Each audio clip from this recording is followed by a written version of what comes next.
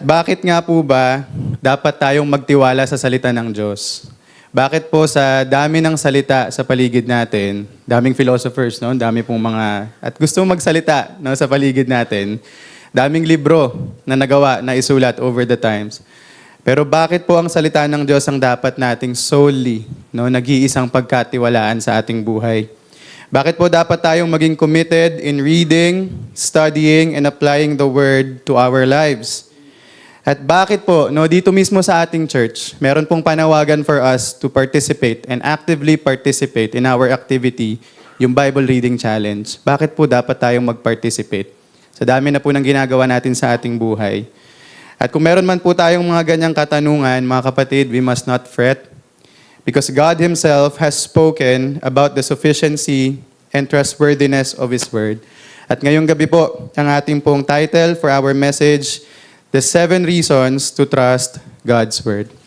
Sa atin pong buhay, no po, even in the most mundane tasks of life, yung atin pong araw-araw na ginagawa, I don't know about you, hindi ko alam, pero I think for most of us, makaka-relate po tayo, no, na kapag meron po tayong binibiling isang bagay, I think most especially kapag mga gadgets, mga electronics, bago po natin yan bilhin, tinitignan muna natin yung specs, yung specifications, no?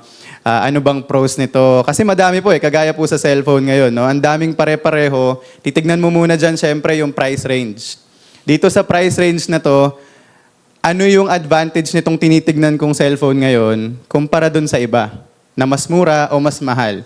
At hindi lang po doon, no? Even, I guess, dito po sa building natin, before we chose yung mga ginamit po dito, ay pinag-aralan, tinignan pong mabuti kung bakit yun yung dapat nating bilhin at yun yung dapat nating gamitin. No? At araw-araw po, ginagawa natin yan in the hopes na most probably yung mapipili po at magagawa nating desisyon ay tama. Kasi hindi naman po laging tama, especially ngayon kapag po ang uso kasi ngayon, online selling, online shopping. At kahit anong tingin mo, minsan dadating pa rin na bogus yung nabili mo, mali pa rin. Pero kahit na ganun, ginagawa pa rin po natin yung best natin para tignan yung reviews online, ano po yung sinabi ng mga ibang nakabila na nito, para most likely magawa natin yung tamang desisyon, no? Para pinag-isipan natin bago natin gawin. At likewise po, no, kapareho po niyan sa ating spiritual life, it is important for us to know the character of God para po makilala natin siya. No, hindi po tayo dito mga Kristiyano na merong blind faith. Binigyan po tayo ng Diyos ng salita niya para makilala natin siya. At the more that we study the Word, the more we get to know the Lord. And as we grow in our knowledge of God, we learn to fully and willingly trust, follow, and depend our lives on Him. At totoo din po yan, same is true with knowing the Scriptures. Dahil po ang salita ng Diyos, meron din pong characteristics. Meron din pong attributes. At yan nga po yung preaching natin ngayon, no? 7 reasons to trust the Word of God. At the more na alam po natin kung ano po yung character ng salita ng Diyos, all the more reason for us to trust the Word. No? All the more reason for us to read it. No? Bakit natin kailangan basahin araw-araw? At bakit katiwa-tiwala ang salita ng Diyos na i-apply po natin sa ating buhay.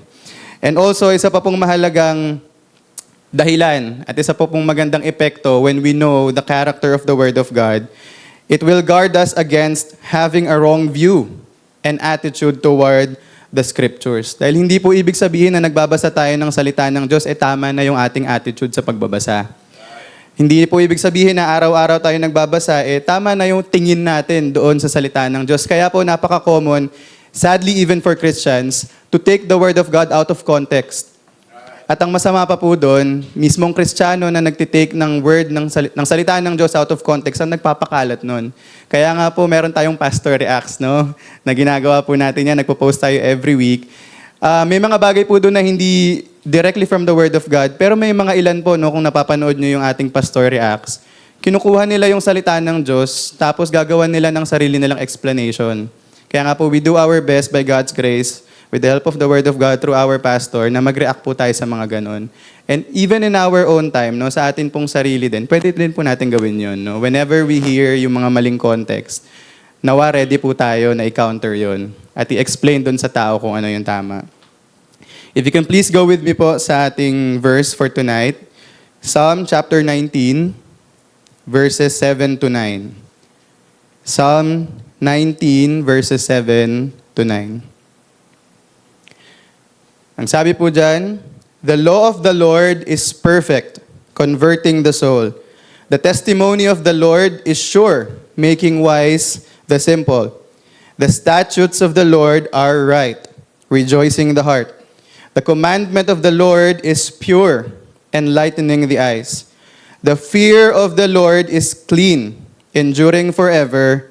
The judgments of the Lord are true and righteous altogether." Dito po sa Psalm 19, si David po ang writer nitong psalm na ito. Gumamit po si David ng iba-iba, variations of poetic expressions to refer to the Word of God. Kung babalikan niyo po ang mga ginamit niyang nouns dyan, yung mga words, law, testimony, statutes, commandment, fear, judgments, iba-iba pong mga salita yan, all referring to the Word of God. So, para lang din po malinaw sa atin. Now, let's dive in. 7 reasons to trust God's Word. Ang una pong reason, as we can read in verse 7, ang sabi po dyan, "The law of the Lord is perfect, converting the soul." Yung law po na sinasabi dyan, mga kapatid, it refers to divine instruction. Instructions po na nanggagaling sa Diyos. At ang sabi po dyan, the law of the Lord is perfect. The Word of God is perfect. At yung concept po ng perfection na sinasabi dito ni David, as opposed to just being imperfect, hindi lang basta opposite of perfect and then imperfect, yung perfect po dito sa verse na ito refers to completeness. Buo. Buo po ang salita ng Diyos. It is perfect in that it is complete, it lacks nothing, it has integrity, and it is without flaw. At dahil po kompleto ang salita ng Diyos, walang sobra, walang kulang, sinabi po sa Revelation 22:18-19, dapat hindi kahit na sino pa ang magtatanggal o magdadagdag sa salita ng Diyos na ito na ating pong ginagamit. At lahat ng mga curses, mga calamities na sinabi doon sa Revelation, ipapataw doon sa taong magtatanggal o magdadagdag. Kasi nga po, kompleto na ang salita ng Diyos. At perfect na po siya. It is perfect. The Word of God is perfect and complete as it needs to be. As God has ordained it to be. At dahil po sa perfection ng salita ng Diyos, ang sabi po dyan, meron siyang power to convert the soul. Yung salita po ng Diyos, ang tinatarget po niyan, yung inner man. Yung inner person. Kaya po ang sabi dyan, converting the soul. Ang salita po ng Diyos, hindi lang yan basta nagbabago ng outward appearance, nagbabago ng pagkilos ng tao, pananalita ng tao. Lahat po yun, all-encompassing. Kasi ang tinatarget po ng salita ng Diyos is the inner man, the soul. Kaya po in 2 Timothy 3:17, sabi po ni Paul, yung scripture po, meron siyang ability. The scriptures will make the man of God perfect, thoroughly furnished unto all good works. Yun po ang epekto ng salita ng Diyos sa tao. Na binubuksan. Ultimately, alam naman po natin yan, na the Word of God is foolishness to the natural man. Alam po natin yan, At kung hindi lamang po by grace, wala po tayong lahat dito nakikinig ngayon sa preaching na ito. At walang puso ang mabubuksan to accept these words and to take heed into the Word of God kung hindi po dahil sa Diyos. But then, sinabi nga po ni Paul, again, yung scriptures po, it is profitable to make the man of God perfect. At ultimately, if we look at this, ito pong reflection natin dito sa part na ito ng verse, ang salita po ng Diyos ang nagtatransform sa tao. Ang salita po ng Diyos ang nagko-convert sa soul ng isang tao. Hindi po ang preacher. Hindi po yung kung gaano kagaling magsalita yung nasa unahan. Hindi yung kung gaano siya ka-eloquent. Hindi kung gaano kaganda yung skills niya whenever tumatayo siya dito. Kasi whether we like it or not, iba-iba po talaga yung klase ng preacher. Iba-iba yung klase ng pag-atake ng isang preacher sa harap. Merong dynamic, merong kalmado lang. Pero kahit sino pa po ang tumatayo dito, if you want to expect transformation and conversion sa isang tao, nanggagaling lang po yun sa salita ng Diyos. Kaya ang tiwala po natin hindi nandito sa nasa unahan. Ang tiwala po natin ay nasa Diyos at nasa salita niya. Therefore, brothers and sisters, we can trust God's Word because it is perfect. Second point po natin, second reason. Ang sabi po sa verse 7, sa pagpapatuloy po ng verse 7, if you can also check it with me, the testimony of the Lord is sure, making wise the simple. The testimony of the Lord is sure. Yung testimony po na sinasabi dito mga kapatid, it refers to divine witness. Kung paano po pinakita ng Diyos yung sarili niya. Testimony. The testimony of the Lord is sure. Therefore, the word of God is also sure. It is reliable, it is certain, it is confirmed, it is verified. At ang sabi po ng writer ng Psalm 119 verse 89, forever, O Lord, forever, O Lord, thy word is settled in heaven. Hindi na po yan mababago. It is sure. It has already been confirmed by God at patuloy po yung kino-confirm at bine-verify ng Diyos. No? Wala pong makakapagpabago doon. The testimony, the word of God is sure. Ito po napakagandang reflection, no? If we know the story.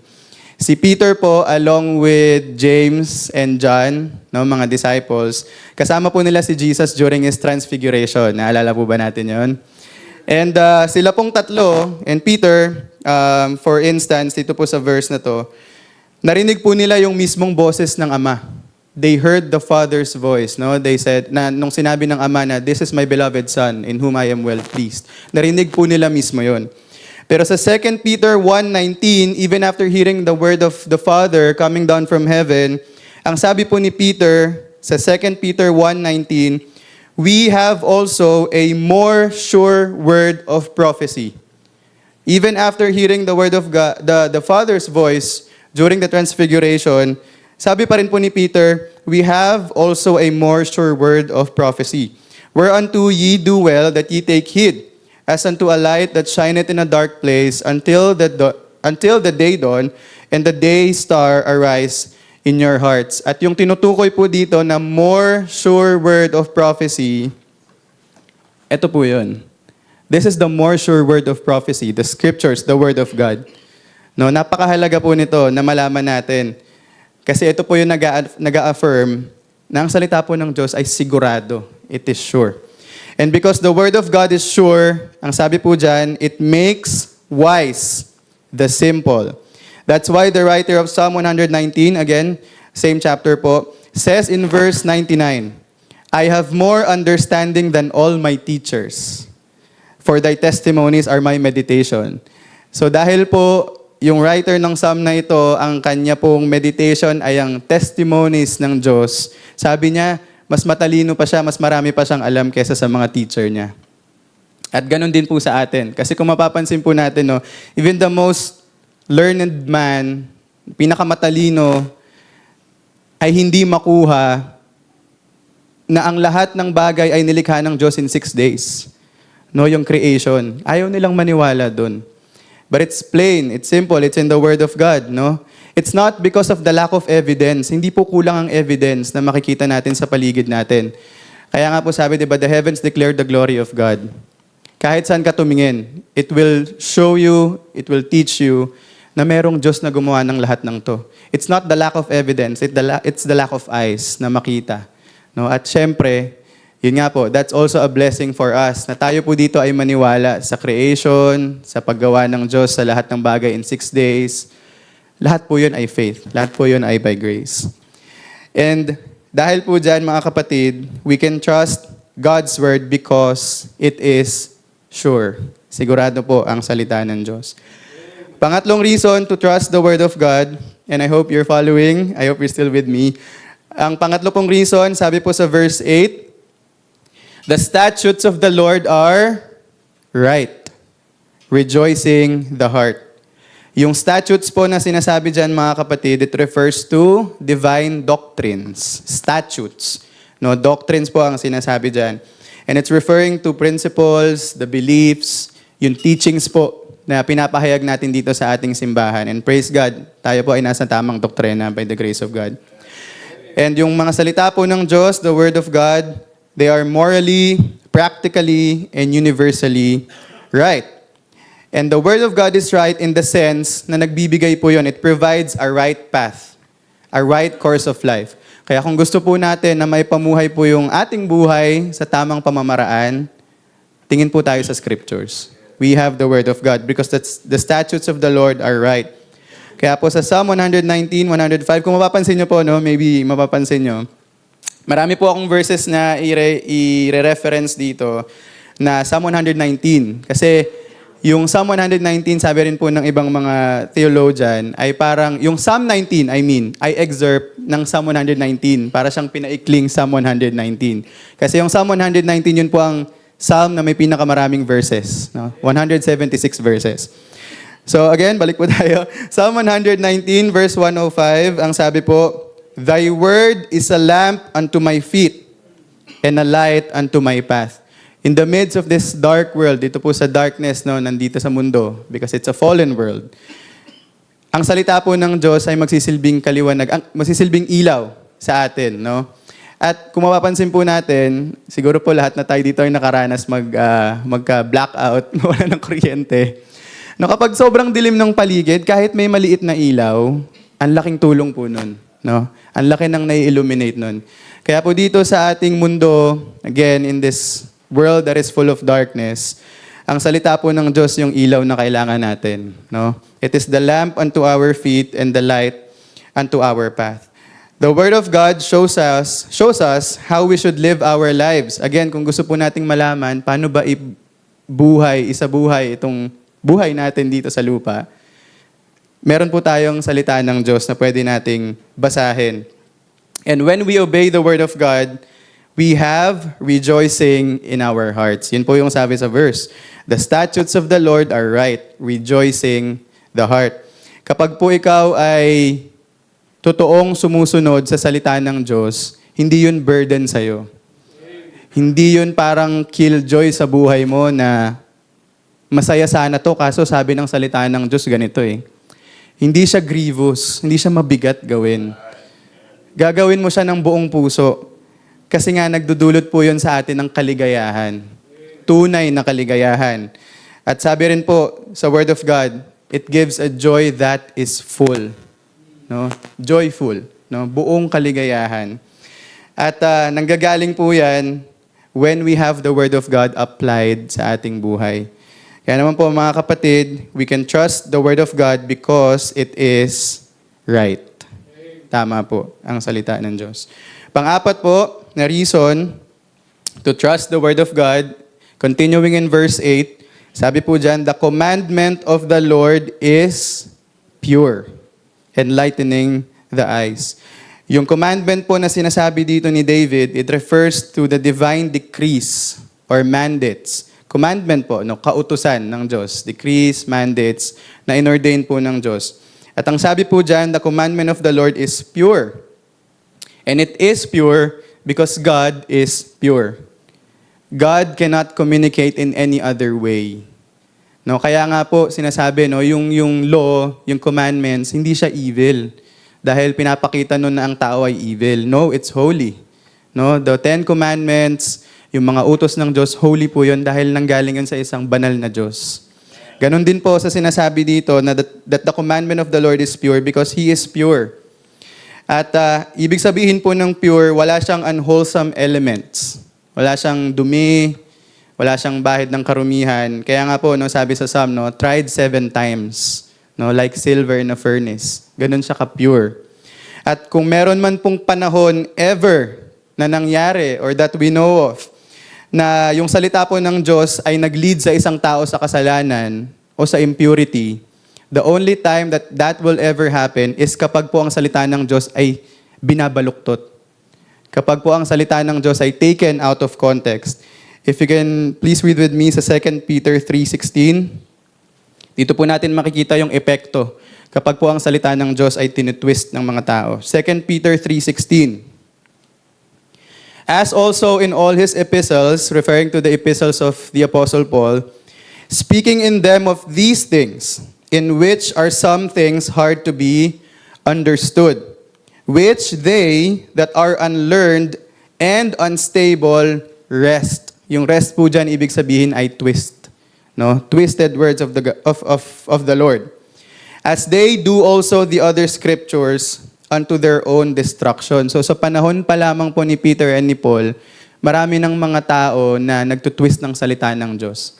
At ito po ang epekto niyan, sabi, they do also to the other scriptures unto their own destruction. So ang salita po ng Diyos, no, kung tama ang pagkakaintindi, ang pag-apply, ang pag-interpret, hindi po yan magli-lead ever sa tao sa kamalian. Laging sa tama, laging sa kaliwanagan, no, sa clarity of mind. And because the Word of God is pure, ang sabi po dyan, it enlightens the eyes. It enlightens our eyes. It makes us see God and His commandments clearly. Yan, kung gusto po natin ng clarity, kung gusto po natin ng kaliwanagan sa ating isip, nasa salita rin po yan ng Diyos. No? Because it enlightens the eyes, and it helps us avoid stumbling into the many traps of the devil. Yung atin pong mundo na ginagalawan, whenever we step out of the world, para po yung minefield. No? Hindi mo alam kung nasan yung mga bomba. At pag natapakan mo yon, ay hindi magandang mangyayari sa'yo. So, sa atin pong pamumuhay dito sa mundo in this fallen world, if you don't have something to hold on to help us navigate yung course ng ating buhay, hindi po maganda ang mangyayari sa atin. And it is such a blessing that we have the Word of God. Andito po yung lahat ng kailangan natin para ma-navigate natin itong mundo na to. Ano ba yung mga bagay na delikado para sa isang Kristiyano? Ano ba yung mga bagay na makakabuti para sa isang Kristiyano? Ang salita po ng Diyos, it enlightens our eyes. And brothers and sisters, we can trust the Word of God because it is pure. Purihin po ang Panginoon for the purity of His Word. Panglima pong reason kung bakit po dapat nating pagkatiwalaan ang salita ng Diyos. And now we start with verse 9. Sabi po dyan, the fear of the Lord is clean. The fear of the Lord is clean, enduring forever. Ano pong ibig sabihin nito? Yung fear po na tinutukoy dito refers to divine worship. No? At sa isang Kristiyano po, worship is a lifestyle for us. Hindi po yan tuwing Sunday lang. Hindi po yan tuwing, especially for me na nanggaling po ako sa isang church, no, ang tawag sa kantahan ay praise and worship. So, very familiar po ako sa term na yan. And pag praise po, yun yung mga mas masasayang kanta. Pag worship, yung mga mas mellow. So, ang point ko po is, yung worship po na sinasabi, hindi po yan tuwing linggo lang, hindi po yan tuwing umaawit lang. Yan po ay buhay natin bilang Kristiyano. Dahil ang worship po, yan po ay epekto kapag nakikita po natin yung majesty, yung glory, yung excellency ng Diyos. It produces worship sa ating puso. At yun nga po, no, yung fear na sinasabi dito, it's divine worship. At yung scriptures po, the Word of God, the Bible, this is a manual on worship. No? Sino pa po sa atin ang nagbabasa ng manual? Guilty po ako, hindi masyado nagbabasa. Pero mahalaga po yun, no? Kung gusto nating malaman, halimbawa pag may binili tayong isang bagay, kung gusto nating malaman paano siya gamitin ng tama, basahin natin yung manual. And ngayon, easily accessible na po yan, no? May mga digital manual na. Pero yung Bible po, it's a manual on worship, kung paano po natin dapat sambahin ng Diyos. And we certainly, definitely, certainly cannot worship God without His Word. Dahil pag inattempt po natin na sambahin ng Diyos nang hindi po natin alam kung paano, maling pamamaraan po ng pagsamba ang magagawa natin. Dahil ano po ang sabi ni Jesus sa John chapter 4, we must worship in spirit and in truth. At yung truth po na yan ay ang salita ng Diyos. And it is the Holy Spirit who moved the holy men of God para po magsulat sila ng itong mga nababasa natin ngayon sa salita ng Diyos. At yung sinabi po dyan, the fear of the Lord is clean. Ano pong ibig sabihin na it is clean? It is, pwede po rin natin siyang ma-relate dun sa pure, no? Pero iba rin yung meaning niya. It means it's free from any errors. No? Dahil alam po natin ang salita ng Diyos ay inerrant. No? Wala pong error sa salita ng Diyos. Even after nung matranslate ang salita ng Diyos, pinreserve niya pa rin po ito, which is the King James Bible that we have now. It is clean and it makes clean. And because of that, it endures forever. Alam po natin, no, kahit sa ating, dito sa ating natural realm, physical realm, kapag po ang isang bagay ay nabahira na ng dumi, for example, sa pagkain, Ito lagi pong akong sinasabihan ng nanay ko, no, kapag minsan dinadapuan ka ng katamaran, hindi ka na gumagamit ng serving spoon pag kumukuha ka ng ulam. Tapos noon hindi ko pa po alam yun kung bakit. Pero ang sabi po, kasi nga, syempre pag naglagyan mo na yun ng laway mo, ng dumi, mas mabilis na yung process na maging panis siya, na mapanis siya, na masira. Ganon din po sa bakal, no? Pag ang bakal nagkaroon na ng kalawang, unti-unti kakainin na yun ng kalawang. Masisira at masisira. Kaya po, ang salita ng Diyos ay eternal because it is clean. No, it is free from any errors. It is free from any impurities. At sabi po, no, heaven and earth shall pass away, but the word of God shall not pass away. Kaya po, nag-endure ang salita ng Diyos because it is clean. And we can trust the word of God because it is clean. So, tayo po ay nasa panghuli na, no? Panghuling 2 reasons kung bakit po dapat nating pagkatiwalaan ang salita ng Diyos.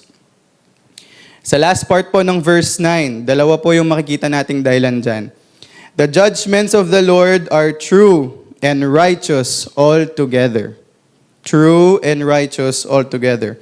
Yung judgments po na sinasabi dyan, mga kapatid, it refers to the divine verdicts of God. Divine decisions of God, judgment. No? Bilang judge ng mundo, yun po yung mga verdict at decision ng Diyos.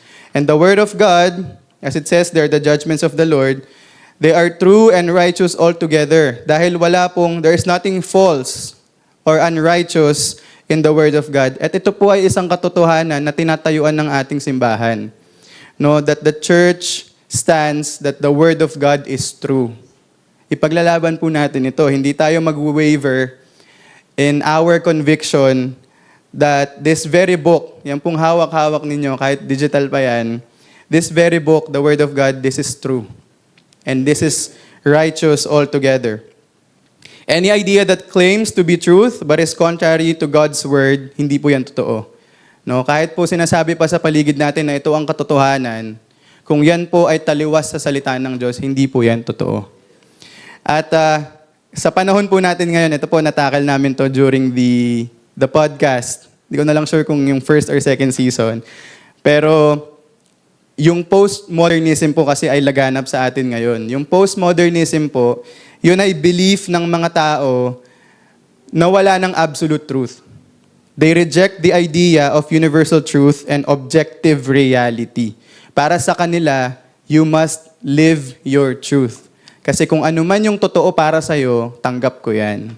Kung ano man yung totoo na pinaniniwalaan mo, sige lang, paniwalaan mo yan. Tama yan kasi ikaw yan eh. Sa mga Gen Z, no, yung mga sinasabi, kwento mo yan eh. So kung yan ang kwento mo, okay, kwento mo yan. Pero hindi po yun totoo. No, hindi po ganun ang katotohanan. Hindi po yun relative. Because it definitely cannot be truth if it be not absolute. And the absolute truth is the Word of God. John 17:17, Jesus said, praying to the Father, sanctify them through thy truth. Thy word is truth. Ito po yung absolute truth na panghahawakan natin, yung salita ng Diyos. Mga kapatid, we can trust the Word of God because it is true and righteous altogether. At yun po ay 7 mga rason, no, kung bakit dapat nating pagkatiwalaan ang salita ng Diyos. Paano po dapat tayo mag-respond now that we know na ito po yung character ng Word of God? How should we respond? Samahan niyo po ako sa Psalm 19 verses 10 to 11. Ito po ay pagpapatuloy ng ating main verses. Psalm 19 verses 10 and 11. More to be desired are they than gold, yea, than much fine gold. Ngayon po na alam na natin yung characteristics ng salita ng Diyos, nawa po, by God's grace, ganito yung maging attitude natin toward the Word of God. Mas i-desire po natin siya. Sabi dyan, no, than gold. Inulit pa, than much fine gold. Na napakataas ng value. Nawa tayo po mga Kristiyano ay mas pahalagahan po natin yung salita ng Diyos more than anything. More than any possession na magkakaroon po tayo. Sweeter also than honey and the honeycomb. Si Job po, sa Job 23, sabi niya, I have esteemed the words of his mouth more than my necessary food. Mas mahalaga pa kaysa sa aking physical food ang salita ng aking Diyos. At nawa ganun din po yung maging epekto nun sa atin. In verse 11, moreover, by the word of God, moreover by them is thy servant warned, and in keeping of them there is great reward. Blessing po ang salita ng Diyos sa ating mga Kristiyano dahil sa mundo po, ang sabi, experience is the best teacher.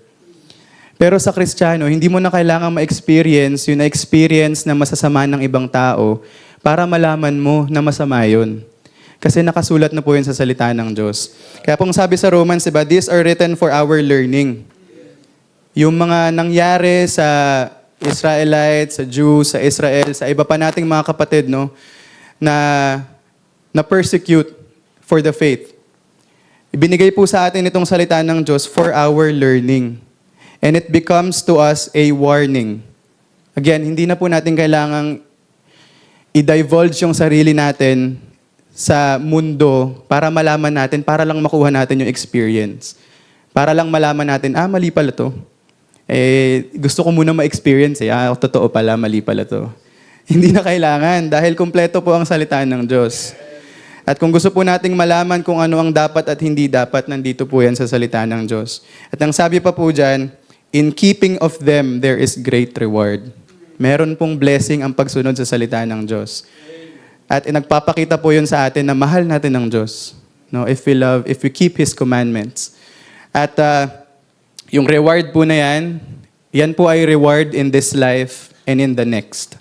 Hindi kagaya po no, kapag yung mga pleasures ng mundong ito, pleasures lang yan dito. Pero yung sa buhay after, torment. Kung hindi po tayo susunod sa salita ng Diyos.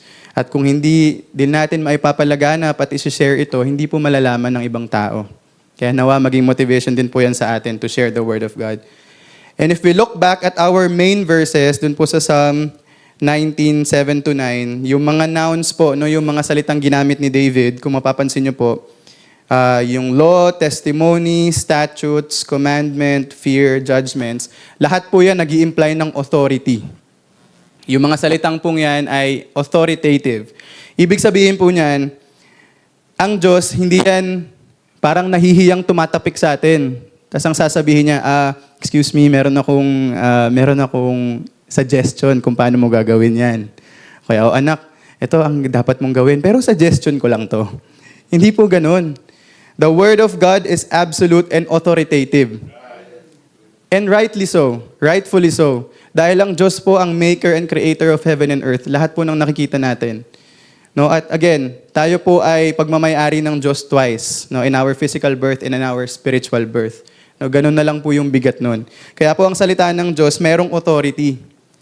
At dahil meron pong authority ang salita ng Diyos, whenever He speaks through His Word, ang dapat po natin gawin, makinig. What we must do is listen and obey.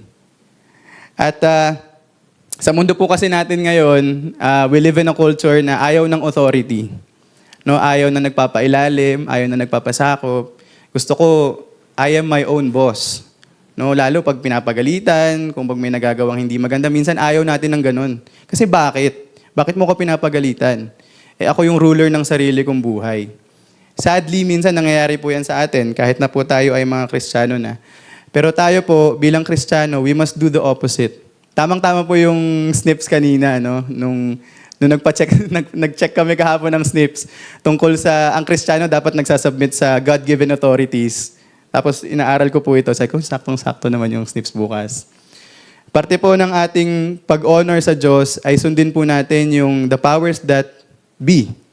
No, yung mga tinalaga po ng Diyos na authority sa ating paligid. Sa gobyerno, sa ating pamilya, sa church, kung sino man po ang in authority, sa ministries na meron po tayo. No? Parte po ng pagsunod natin sa Diyos ang pagpapasakop po natin sa authority.